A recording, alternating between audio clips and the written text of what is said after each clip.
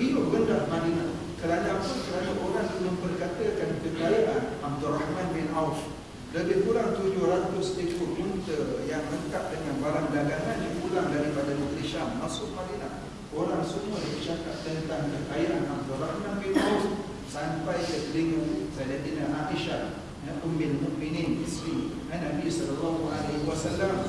Lalu terkeluar daripada mulut Aisyah, alangkah beruntungnya Abdurrahman bin Auf, tetapi apa yang Allah Ta'ala nak sediakan untuknya lebih baik di hari akhirat.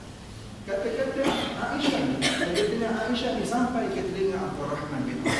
Bila sampai kata-kata ini, dia pun terus spontan, ketahuilah wahai sahabatku, 700 ekor unta yang baru datang dari negeri Syam ini aku infakkan di jalan Allah. Tuan-tuan, besarnya jiwa Abdurrahman bin Auf. Dan orang panggil harta itu tidak menguasai jiwanya. Kekayaan itu tidak menguasai jiwanya, yang dengan secara mudah, bukan mudah macam doktor sebut tadi, bukan mudah nak infak di jalan Allah Ta'ala.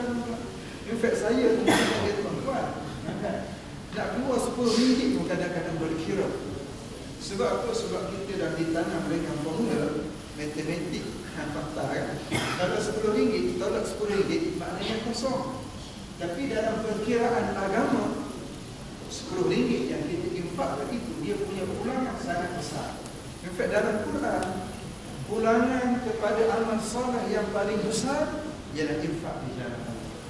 700 kali ganda dalam surah Al-Baqarah. 700 kali ganda. Yang bila mana kita infak RM1, Allah Ta'ala boleh ganda sampai RM700. Cuma tadi tak nampak ganjaran. Ganjaran itu Allah Ta'ala sedia di hari akhirat. Satu, yang pertama tak nampak. Yang kedua, Quran sebut dalam Al-Quran sebut.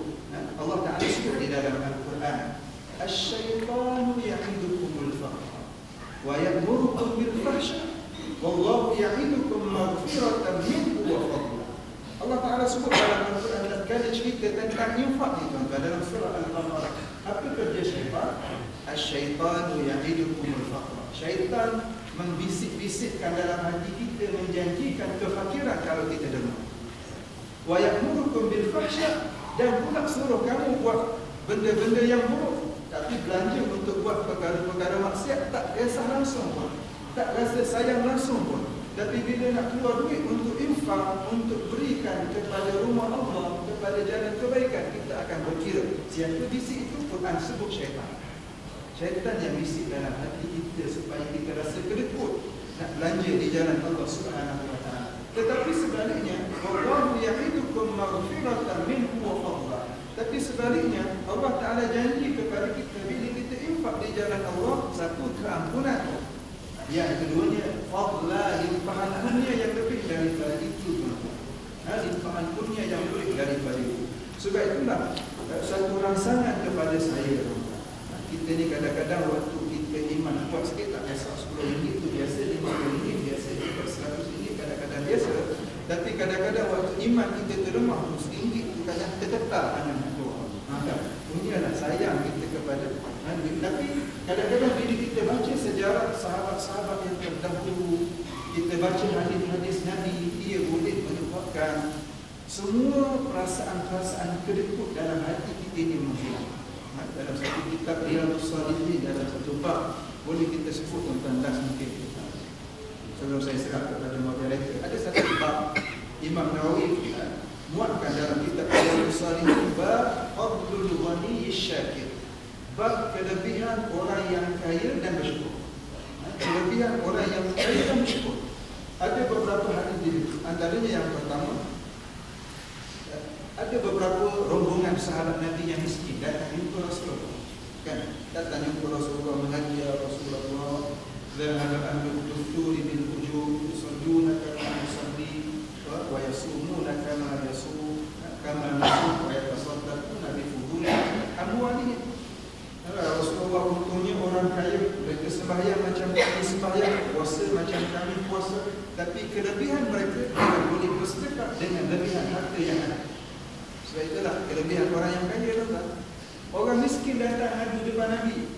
Nabi SAW sebut, tidakkah engkau pun ada sesuatu yang boleh engkau lakukan yang dengan dikira oleh Allah Subhanahu wa Ta'ala sebagai sedekah. Setiap kali tasbih sedekah, setiap kali takbir sedekah, setiap kali tahmid sedekah, kata Nabi, setiap kali ucapan la ilaha illallah sedekah. Lalu sahabat pun balik buat. Bila balik buat, orang kaya pun buat juga. Sampai sedekah, dia pun buat balik. Dia buat zikir pun buat, sedekah pun buat. Orang kaya di kalangan para sahabat. Datang sekali lagi jumpa Rasulullah, ya Rasulullah, macam mana kami nak pick orang kaya? Ada Rasulullah kata berzikir, mereka pun tetap berzikir bersama dengan kami, sedekah lebih. Apa kata Nabi? Zalika fadlullah yu'tihi man yasha. Itu adalah kelebihan yang Allah Taala beri kepada seseorang. Tuan-tuan, kalau kita nak jadi orang yang lebih di kalangan ramai-ramai orang Islam, dan kalau kita diberikan kekayaan oleh Allah, banyakkan infak, yang kedua lakukan amal-amal saleh yang baik, maka kita akan mendapat kelebihan sebagaimana yang disebut oleh baginda Nabi sallallahu alaihi wasallam. Nabi sedang bab fadlul ghani syakir dan kita bersama. Wallahu ta'ala. Alhamdulillah Ustaz, Abang Syukri dapat kongsi satu cerita. Mungkin banyak lagi cerita. Dan bila kita sebut tentang kejayaan ini, ramai para sahabat, tabi'in barangkali dalam sejarah-sejarah Islam mengetahui bahawa mereka hidup di dunia ini untuk menuai ataupun menanam saham berada di akhirat. Mungkin akan diteruskan oleh yang panggil Dr. Farid.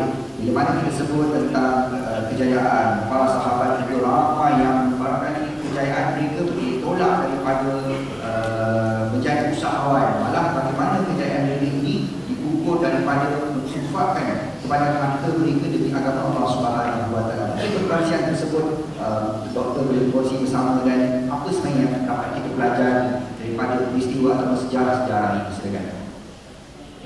Berfungsi di panel dan juga tuan-tuan dan perempuan sekalian. Sememangnya soalan harta ini hanya dapat dipahami dengan baik sekiranya kita satunya punya landasan tauhid yang kuat seperti saya sebut tadi.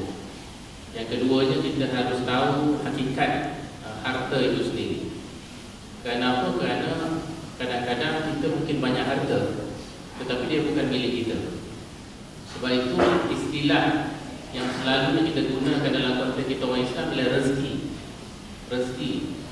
Sebab rezeki itu sebenarnya yang betul-betul merujuk kepada harta yang memberi manfaat kepada kita. Sebab rezeki itu ialah bukan apa yang kita ada, tapi rezeki itu ialah apa yang kita rasa, apa yang kita dapat. Kita ambil satu contoh. Kalau kita pergi kedai beli kuih yang sedap dari pub misalnya, kita nak makan sampai tak sempat sampai rumah, kita katalah nak makan dekat, duduk tepi jalan. Bila nak makan aja, kuih kari pub yang kita pegang tu terjatuh di tangan kita. Terjatuh pula dalam longkang. Ada air busuk apa penuh, air kotor. Jadi kita akan kata ini bukan rezeki aku, kan?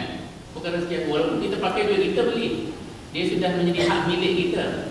Dalam fiqh dia kata bil kutab, dah jadi milik penuh kita sebab kita pakai duit kita sendiri. Tetapi sebab Tuhan tidak menentukan itu rezeki kita, maka kita tak dapat merasainya. Dia orang kata Datuk Lim Gok Tong, Tan Sri, sebelum dia meninggal dulu, yang owner genting tu, di peringkat akhir hidup dia pun tak dapat naik ke atas. Kenapa? Kerana dia ada penyakit dada dia memang tak boleh sujud dan tak boleh naik sampai ke atas. Walaupun itu milik dia, kan? Walaupun harta itu milik dia, tetapi dia sendiri tidak dapat merasai. Jadi itu bukan rezeki. Itu mungkin saja harta yang ada pada kita, tapi dia bukan yang direzeki kepada kita. Dan dalam Islam, sebab itu persoalan rezeki ini selalu dikaitkan dengan keberkatan. Selalunya dikaitkan dengan keberkatan. Sebab kita boleh banyak harta, tetapi kalau tidak berkat, itu bukan sebenarnya harta yang hakiki kepada kita. Sebab itu Rasulullah SAW bila bercakap tentang rezeki yang berkat ni, dia kata contohnya rezeki yang berkat ni kalau satu cukup untuk dua, kalau dua cukup untuk empat, dan empat cukup untuk 8. Itu disebut dalam hadis. Itu menunjukkan bahawa rezeki itu berkat. Dan harta keberkatan ini maksudnya apa? Sesuatu yang berkat itu maksudnya sesuatu yang mempunyai penuh kebaikan.